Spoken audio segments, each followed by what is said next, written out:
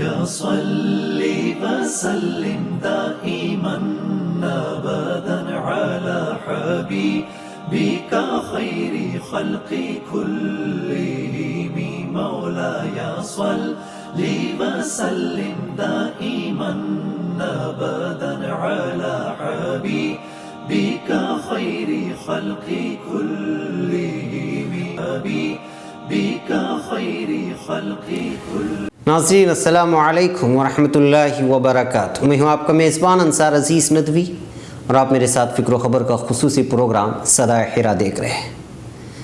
ناظرین الحمدللہ یہ صدائے حرا کی قسطیں آگے بڑھتی جا رہی ہیں. جیسا کہ آپ جانتے ہیں یہ ہمارا 76واں ایپیسوڈ ہے.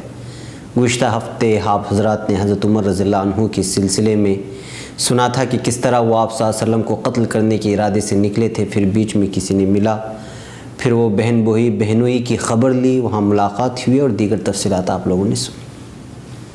اب چلیے آگے بڑھتے ہیں. تو حضرت عمر رضی اللہ عنہ قرآن پڑھنے کے بعد معمول کے مطابق تلوار لٹکائی اور پھر آپ صلی اللہ علیہ وسلم کی جانب چل دیے. جب وہاں پہنچے تو دروازے پر کواڑ لگی ہوئی تھی, لہٰذا دروازہ کھٹکھٹایا. ایک صحابی دروازے پر پہنچ کر دیکھا کہ آخر کون ہے, تو تلوار لٹکائے ہوئے عمر رضی اللہ عنہ کو دیکھا تو گھبرا گئے اور آپ صلی اللہ علیہ وسلم کے پاس پہنچ کر کہا کہ حضرت عمر ہیں اور تلوار لٹکائے ہوئے ہیں. سیرت ابن ہشام کے مطابق حضرت حمزہ رضی اللہ عنہ نے فرمایا اسے آنے کی اجازت دیجیے, اگر وہ بھلائی کے ارادے سے آیا ہے تو ہم اس کے ساتھ بھلائی ہی کا سلوک کریں گے, اور اگر وہ کسی برائی کے ارادے سے آیا ہے تو اسے اسی کی تلوار سے قتل کر ڈالیں گے. رسول اللہ صلی اللہ علیہ وسلم نے فرمایا انہیں آنے دو. اس شخص نے آنے کی اجازت سنائی.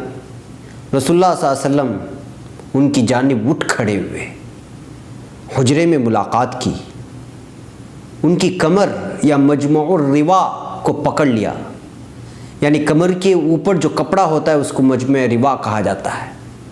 اس کو خوب بھینچا کھینچا اور فرمایا اے خطاب کے بیٹے تجھے کون سی چیز یہاں لے کر کے آئی ہے, واللہ میں نہیں سمجھتا کہ تو باز آئے گا یہاں تک کہ اللہ تعالیٰ کوئی آفت تجھ پر نازل فرمائے. یہ سن کر حضرت عمر رضی اللہ عنہ نے فرمایا اللہ کے رسول میں آپ کے پاس اس لیے حاضر ہوا کہ اللہ اور اس کے رسول صلی اللہ علیہ وسلم اور اس چیز پر ایمان لاؤں جو اللہ کے پاس سے آپ لائے ہیں. راوی کہتے ہیں کہ پھر تو رسول اللہ صلی اللہ علیہ وسلم نے اس زور سے تکبیر کہی کہ جو صحابہ گھر میں موجود تھے یہاں وہاں وہ جان گئے کہ عمر رضی اللہ عنہ مسلمان ہو گئے. اس کے بعد رسول اللہ صلی اللہ علیہ وسلم کے صحابہ جب اس مقام سے ادھر ادھر نکلے تو اپنے آپ کو غالب محسوس کرنے لگے, کیونکہ حضرت حمزہ رضی اللہ عنہ کے اسلام کے ساتھ ساتھ عمر رضی اللہ عنہ نے اسلام اختیار کر لیا تھا.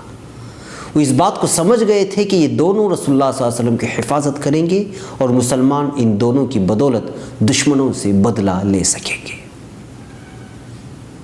ناظرین عمر بن خطاب کے اسلام کے متعلق مدینہ والے راویوں کی روایت ہے رضی اللہ عنہ.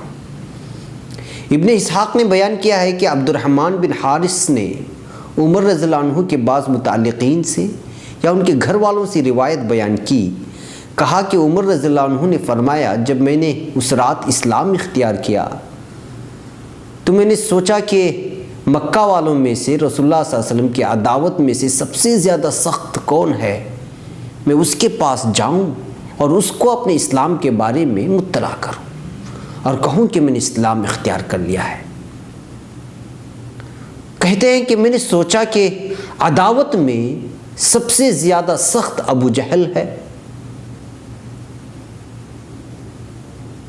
اور عمر رضی اللہ عنہ ان کے بھانجے تھے. فرمایا جب صبح ہوئی تو ابو جہل کے دروازے پر پہنچ کر دروازہ کھٹکھٹایا. ابو جہل میری جانب آیا اور کہا اے میرے بھانجے تو اپنے سزاوار مقام پر آیا ہے, یعنی آپ نے ٹھیک مقام کو چنا ہے, تیرے لیے وسیع جگہ موجود ہے اپنے گھر میں, بتا تو صحیح آخر کس لیے آنا ہوا.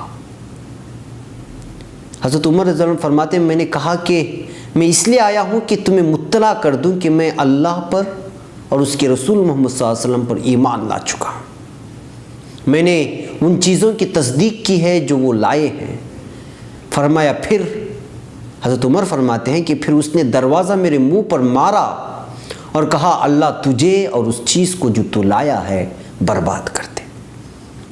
ناظرین، حضرت عمر رضی اللہ عنہ کی ایمان قبول کرنے کے بعد کا جو قصہ تھا وہ میں نے آپ کے سامنے رکھا۔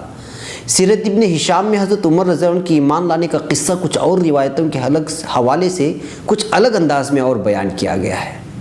اگلے ہفتے میں اس قصے کو بھی آپ کے سامنے رکھوں گا تاکہ ساری تفصیلات آپ کے سامنے آتی رہیں، آپ اس سے آگاہ ہوتے رہیں۔ فی الحال مجھے اجازت دیں اور آپ فکر و خبر کے تمام پروگراموں کے ساتھ جڑے رہیں۔ السلام علیکم ورحمۃ اللہ وبرکاتہ۔